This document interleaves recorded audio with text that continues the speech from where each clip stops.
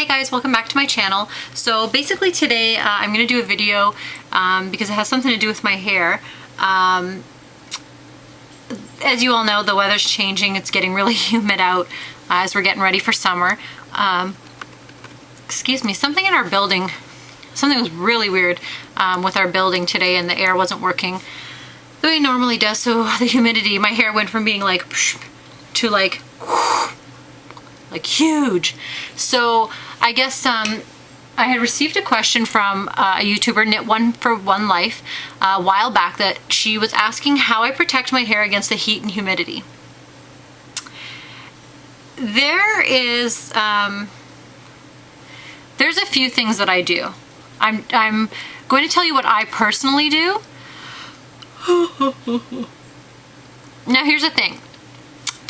During the humidity, you want to avoid blow drying your hair. If you can avoid using a blow dryer, which is why my hair was more curly for this, like when I know that if it's going to be raining or it's really humid out, I will usually just curl my hair and not worry about diffusing it so much, because this is me like not diffusing and just letting the humidity raise it. I also have my hair thinned out a lot at my crown because my hair is really heavy. It weighs it down. I end up getting headaches from it. So with the humidity, as it like poofs it and makes it bigger, I find that it's just too much. It's like a giant lion's mane. Can you see how dirty my room is right here? Anyways. So basically all I want to say is, if your hair is straight, your best bet is to add some kind of like a leave-in cream when you do shampoo and conditioner, or use like a protectant. I know that Redken has a smooth down lotion thing for your hair. Like I love the Redken products, and I have the UV Rescue Shimmering Oil that's a leave-in protective smoother for sun exposed hair. And I also use the Smooth Down Heat Glide protective smoother for very dry, unruly hair. And this has macadamia oil in it. This has UVA and UVB in it. So basically I alternate between the two, but if I ever flat iron my hair, this is the one that I use. Because I find that when I do flat iron my hair, I actually even use this, like I put like 1 or 2 squirts and I rub it in my hair when my hair is damp before I brown brush it too, even after you use your heat protectant spray, only because I find that it keeps the hair, like it locks the moisture in when I do apply the heat or the flat iron and lock it in. The moisture stays in. Therefore, when the humidity hits and is trying to dry your hair out, it doesn't do it. It doesn't make it frizz and get all weird. Now when my hair is curly, like today, I don't know if you can see, it's not so frizzy, but because this is what I do. I leave my hair the way it is. The minute I start to see like weird frizz start to happen at the top, I'll literally go to the washroom. I'll probably only do this once. I'll go to the washroom and I will rinse my hands under the water, just like flip them off, flip my hands off, and then just go like this. Just run it gently through the top of the hair.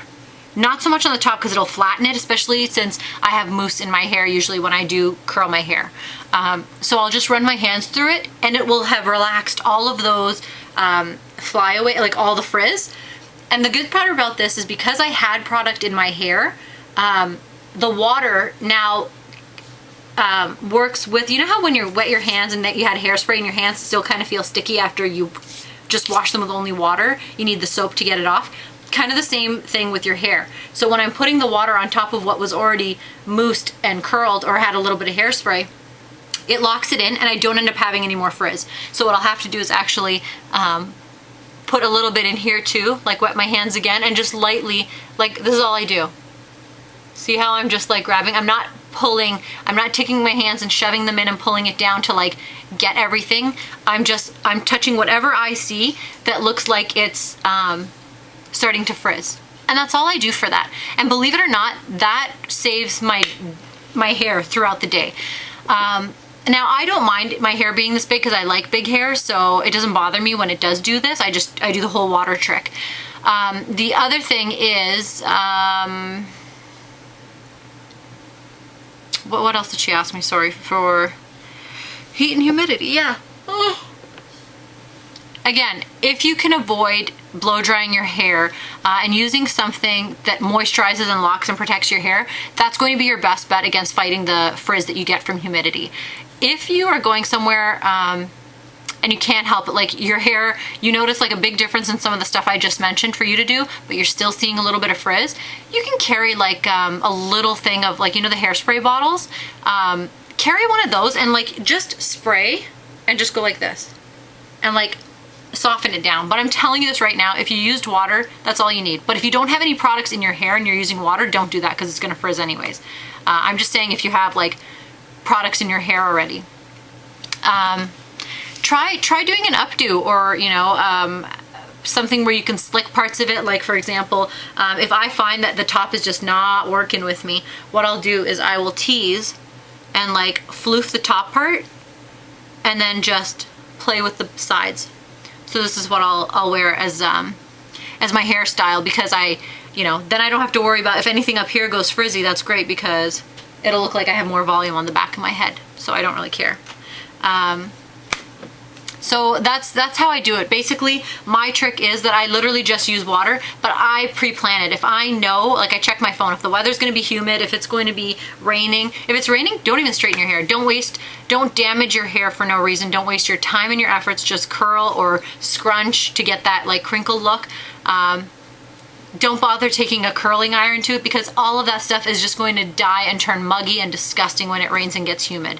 But your best bet in hot weather is if you've got like natural waves, natural curls, do that. If you have straight hair, you really have nothing to worry about. Your hair's not going anywhere in the humidity. So I'm guessing that the people are asking me obviously have some kind of hair that's that has a little bit of curl or a little bit of wave to it. So I hope I answered your question. If you have any questions, or maybe there's something I didn't mention, but this is literally all I do, okay? There's no trick to it. I literally pop some mousse in here, I spray it with heat protectant, and that's it. I don't usually put this in. I rely on my hairspray and stuff, and like I said, I'll tease everything before like the day that I wash it and diffuse it, and then throughout the day, if it starts to frizz, a little bit of water. That's it. I repeated myself like 70 times. So I'm gonna end this video right now. I have a few more that somebody asked me to do. So yeah, actually, you know what time is it? It's 7:45. I'm gonna add this in here. How do I get my hair to be so shiny? GreenSatsuma asked me this. I just wanted to let you know that this is what I use. Literally just this smooth down. The other thing that you want to do is get your hair cut regularly. It makes a huge difference. You can ask my best friend who's my hairdresser. I will fight her till the end of the earth because I hate cutting my hair. I hate getting a haircut because I hate the feeling of when I do straighten my hair or do something, I'm like, oh my God, where's my hair? It's all gone. Because I feel like she cut, like I tell her cut just this much, and I look at the floor and there's this on the ground. So that's my answer to how to have shiny hair. Take care of it. Just cut the deads. And when you shampoo, if you have oily hair, a lot of people confuse oily with shiny, healthy hair. Oily hair, if you find that you're constantly having to wash your hair because your hair is really oily, only my friend told me this and I couldn't believe it, because for the longest time, because my hair is so heavy, it would weigh down right here and then the rest would poof out. And I was always saying to her, I'm like, could you just thin it, because I don't know what's going on? And she'd be like, are you using conditioner every time you shampoo? I said, every single time. Why? And my friend told me, don't condition all the time. If you have to, just condition the ends right here. You know, the part that you want to give that moisture back to. She's like, because this is all healthy hair. Don't bother with the top part. And she's like, that's what's going to make it oily faster. So only condition the bottom half if you have really oily hair. What else was I going to say? So let's say I just got out of the shower and I comb my hair out.